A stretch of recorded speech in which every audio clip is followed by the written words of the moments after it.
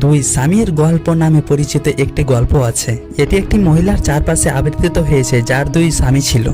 গল্প অনুসারে মহিলা প্রথমে একজন স্বামী ছিল যিনি প্রায়শই দীর্ঘ ভ্রমণে দূরে থাকতেন, তাকে একা রেখেছিলেন এবং তার সংসার সামলানোর জন্য সংগ্রাম করতেন। তার একটি বর্ধিত অনুপস্থিতির সময় তিনি অন্য একজন ব্যক্তির মুখোমুখি হন যিনি তাকে সান্ত্বনা এবং সাহচর্য প্রদান করেছিল। শেষ পর্যন্ত তিনি এই দ্বিতীয় পুরুষকে বিয়ে করেছিলেন যখন তার প্রথম স্বামী বেঁচে ছিলেন। ইসলামী আইনের অধীনে তার কর্মের গুরুত্ব অনুধাবন করেননি।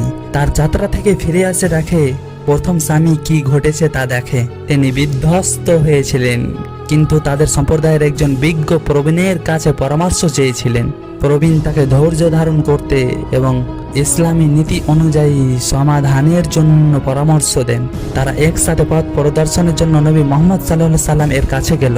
তাদের মামলার শুনানির পর নবী মোহাম্মদ সাল্লাল্লাহু আলাইহি ওয়াসাল্লাম স্পষ্ট করে বলেন যে ইসলামী আইন একজন নারীকে একসঙ্গে দুইজন পুরুষের সাথে বিয়ে করার অনুমতি দেয় না। তিনি মহিলাকে তার দুই স্বামীর মধ্যে একটিকে বেছে নিতে নির্দেশ দেন।